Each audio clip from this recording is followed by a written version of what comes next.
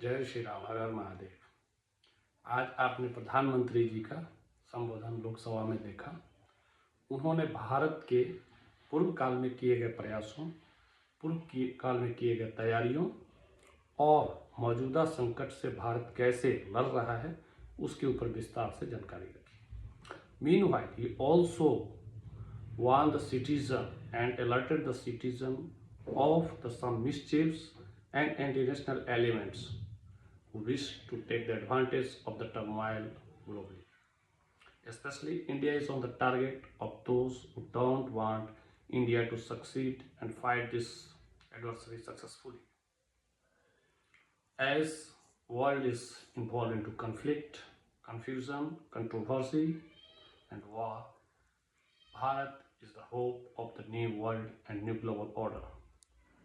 India also providing the most valuable currency, that is trust.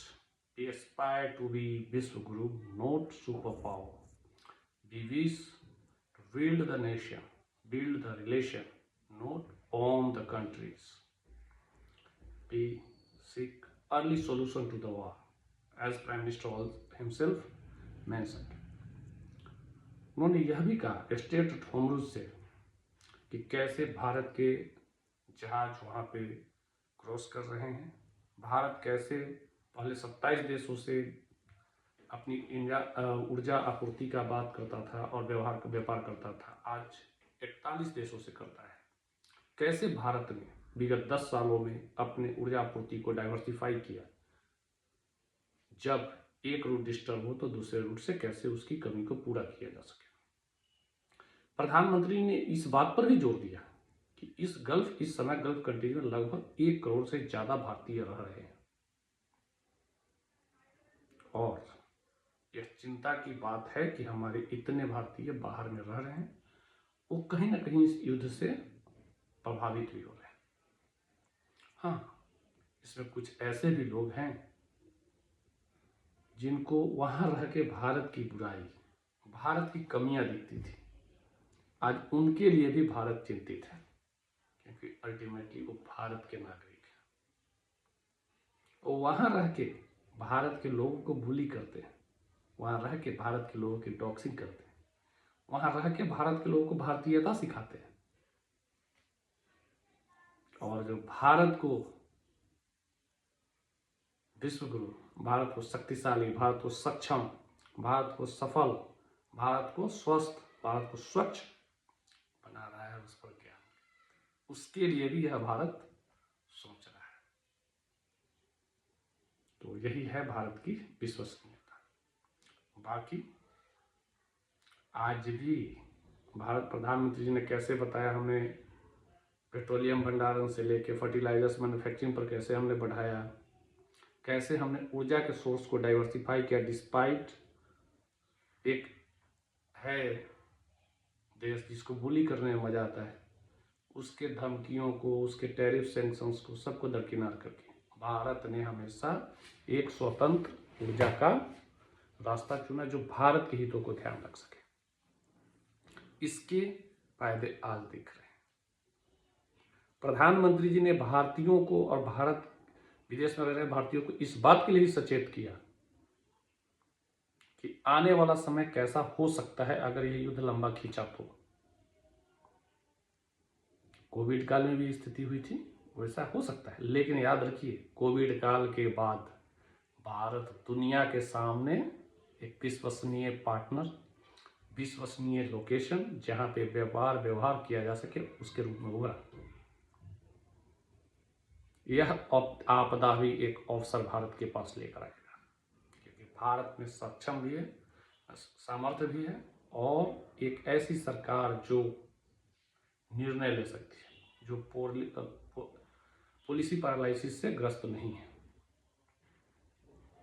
Bharat सुधार भी कर रहा है, भारत संरचना भी कर रहा है, नया भारत। उसके बाद विश्व भर में एक थ्रिलर मूवी धुरंधर की धूम मची हुई है। यह मूवी यह दिखलाता है, छोटी सी झलक, भारत का सामर्थ्य कहाँ है। भारत के अंदर भी गद्दार हैं जो भारत को खोखला कर रहे थे और उनको प्रत्यक्ष अप्रत्यक्ष रूप से किनका समर्थन था, किनका सहयोग था, किनका संरक्षण था। जिन्होंने भारत विरोधी ताकतों को संरक्षण दिया था, जिन्होंने भारत विरोधी ताकतों को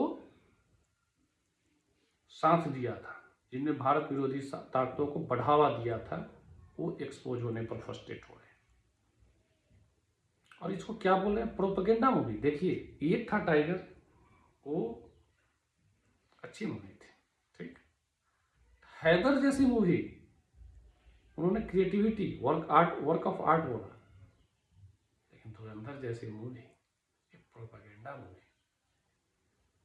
आज ही एक ट्वीट डाला था कि कैसे जिस दिन 26/11 हुआ, रात के 11 बजे पाकिस्तान में ड्रोन का कैसा ट्वीट आता है। और ये शायद बताने की जरूरत नहीं है कि उस समय भारत में सत्ता में जो थे उनका व्यवहार कैसा था।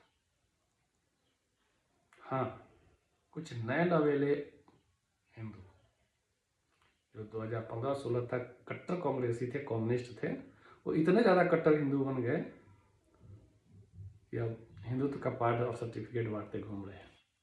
इनके दादा परदादा हैं, कम्युनिस्टों के जूते चप्पल साफ करते थे, कांग्रेसी नेताओं के क्या क्या करते थे, वो आज हमें ज्ञान देते हैं। बस यही समझने की बात है। बाकी भारत एलपीजी भी ले रहा है, टैंकर, पेट्रोलियम प्रोडक्ट्स भी आ रहे हैं, और दुनिया में भारत एकमात्र ऐसा देश है जहाँ आज भी इतने क्राइसिस के बाद भी पेट्रोलियम प्राइसेस नहीं बढ़े हैं। और ये ऐसा नहीं अभी नहीं बढ़े, पिछले 4 से 5 सालों के बीच में भारत में पेट्रोलियम प्राइसेस नहीं बढ़े, प्रीमियम प्राइस 2 रुपये। एक और बात, एक हैप्पीनेस इंडेक्स जारी हुआ था जिसमें नेपाल को ऊपर दिखाया गया था, बांग्लादेश को ऊपर दिखाया गया था, पाकिस्तान को ऊपर दिखाया गया था, पता है उसमें एक दिन में 200 रुपये प्रीमियम पेट्रोल की प्राइस में बढ़ोतरी हुई है। और जिसको कांग्रेस वाले हैप्पीनेस इंडेक्स को बूस्ट कर रहे थे, वही कांग्रेसी 2 रुपये भारत में 2 दिन पहले प्रीमियम पेट्रोल की प्राइस बढ़ाई गई थी, तो कैसे नंगा नाच कर रहे थे बताने की शायद जरूरत नहीं। ये है कांग्रेस का बिहेवियर।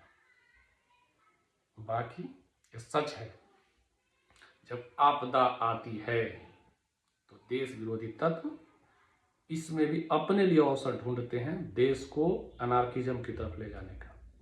याद रखिए, डिमोनेटाइजेशन, ये वही लोग थे जो फटे पॉकेट लेके बैंक के सामने नौटंकी करने गए थे। कोविड, ये वही लोग थे जिन्होंने वैक्सीन के बारे में भ्रम प्रचार फैलाई। ये वही लोग थे कोविड के दौरान जो आनंद विहार टर्मिनल वाली केस हुई थी। ये वही लोग थे जिन्होंने एक ट्रक भर के, डंपर भर के अमेठी में कोविड पेशेंट अनडिटेक्टेड भेजा था ताकि और फैल सके। अनेक एग्जाम्पल है।